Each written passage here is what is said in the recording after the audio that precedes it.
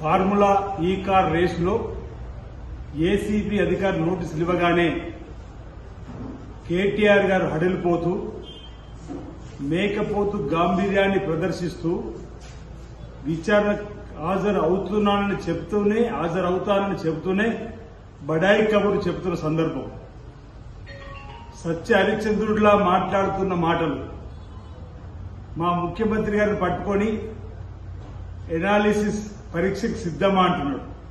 Narco analysis పరీక్షకు మీరు సిద్ధమా అంటున్నాడు. నార్కో ఎనాలిసిస్ పరీక్షకో పాలిగ్రాఫ్ పరీక్షకో కోర్టులు చెప్తే మీరు గాని ఇంకెవరు గాని సిద్ధం కావాలి. మీరు చెప్పాల్సిన అవసరం లేదు. ముందు మీరు మీ కుటుంబం నార్కో ఎనాలిసిస్ పరీక్షలకు సిద్ధం కావాలని నేను చెప్తా ఉన్నా. కాళేశ్వరంలో పడ్డ కకృతి పైన మీ తండ్రి గారు ఓవైపు, మీ బావగారు ఓవైపు నార్కో ఎనాలిసిస్ టెస్టుకు వారిని సిద్ధంగా చెప్పు. లిక్కర్ కేసులో కవిత పరిస్థితి ఏందో నార్కో ఎనాలిసిస్ చేద్దామని అడుగుతా ఉన్నా. అడుగు మీ అక్కను కూడా. నార్కో ఎనాలిసిస్ గురించి గొప్పగా చెప్తున్నా. నీవు కూడా ఈరోజు టెలిఫోన్ ట్యాపింగ్ లో ఈ కార్ రేసులో కూడా ముందుకు రావాల్సిన అవసరం ఉంది. ఛాలెంజ్లు విసిరి వెనికిపోయే సంస్కృతి మీది. గంజాయి రహిత రాష్ట్రంగా మార్చాలని, డ్రగ్స్ రహిత రాష్ట్రంగా మార్చాలని మా గౌరవ ముఖ్యమంత్రి రేవంత్ రెడ్డి గారు చేస్తున్న ప్రయత్నంలో భాగంగా గతంలో ఒకసారి ఈ డ్రగ్స్ కు సంబంధించి, గంజాయికి సంబంధించినటువంటి రక్త పరీక్ష నమూనాలకు రమ్మని మా ముఖ్యమంత్రి ఇప్పుడున్న రేవంత్ రెడ్డి గారు అప్పుడు వస్తే ఆ పరీక్షకు రాకుండా పారిపోయింది ఎవరో అని అడుగుతా ఉన్నాం. ఈరోజు మీరా గొప్ప చెప్పేది. ఈరోజు ఏసీబీ అధికారులు అడిగిన ప్రశ్నలకు మీరు సమాధానం చెప్తే సరిపోతుంది. ఈరోజు ఇష్టానుసారంగా బూతులు తిట్టేటువంటి సంస్కృతి మీ నోటి నుంచి వచ్చేటువంటి బూతు మాటలు తెలంగాణ సమాజం చూస్తుంది. ఇప్పటికే మీకు తగిన శాస్త్ర జరిగింది.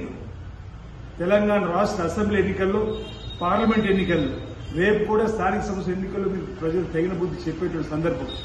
మీ హయాంలో ఒక బెడ్రూమ్ ఇవ్వలేరు, ఇప్పుడు మీరు బెడ్రూమ్లు ఇస్తున్నారు. మీ హయాంలో రేషన్ కార్డులు ఇవ్వలేరు, మీరు రేషన్ కార్డు ఇస్తున్నారు. ఈరోజు సన్నబియ్యం ఇస్తున్నాం. సంక్షేమం అభివృద్ధి వైపు పరిగెత్తుతూ పోతుంటే ప్రజాభవన్లోకి కాంగ్రెస్ పార్టీ పోతున్న సందర్భంలో పిచ్చి ప్రేలాపన, రోత మాటలు ఏదైతే మీ నోటి నుంచి వస్తుందో దాన్ని సరిదిద్దుకోకపోతే కాంగ్రెస్ పార్టీ సమాజం, కాంగ్రెస్ పార్టీ నాయకులు చూస్తూ ఊరుకోరు. ఇప్పటికే మా నాయకులు సరైన దీంట్లో మీకు సమాజం చెప్పారు.